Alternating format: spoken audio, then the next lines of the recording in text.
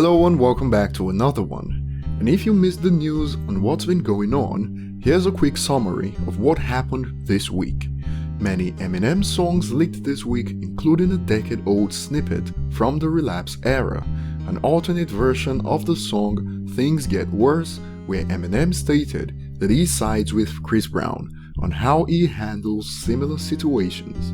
Now, of course, this is all on the record, and remember, Eminem has said this about how these personalities work. Eminem is the rapper, Slim Shady will kill you, and Marshall Mathers is the person behind the whole, mask or whatever.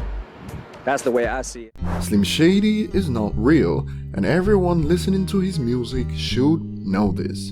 Certainly the LSM knows this too, but they can't help themselves to get the clicks from controversial Eminem news. As expected, Twitter users, also known as Twips, reacted to the news and claimed that because of that snippet, Eminem is cancelled. And you have to wonder, for over 20 years now, Eminem as Slim Shady has said and done much worse, so the reaction was quite surprising to say the least, since you'd expect that the artist of the 21st century will be well known by now.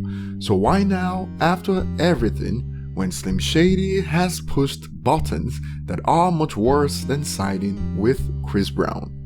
Now bear in mind that the people attempting to cancel Eminem have most likely never purchased a single song or album by Eminem, which makes this even more hilarious.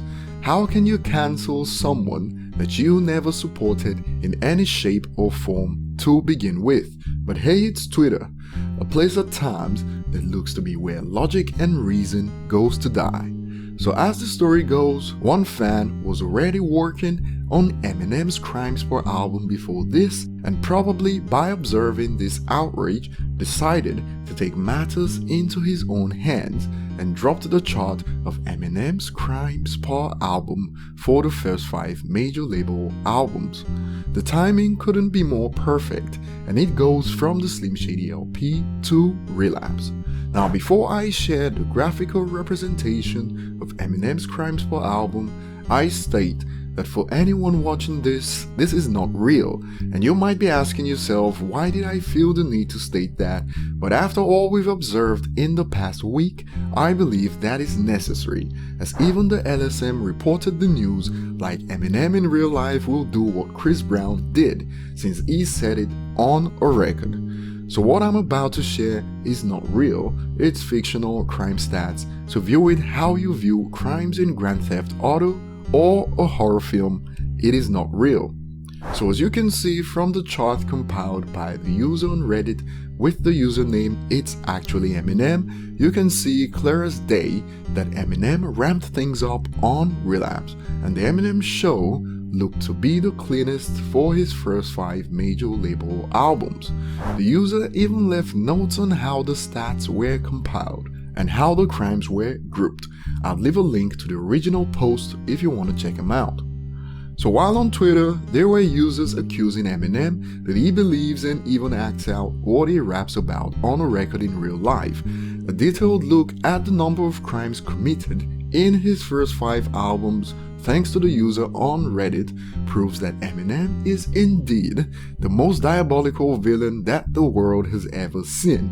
Since he didn't use people to do his dirty work, he committed all these crimes himself, and it's quite amazing that the authorities haven't caught up to Eminem yet, since he actually believes and acts out his lyrics like the LSM and Twips suggest.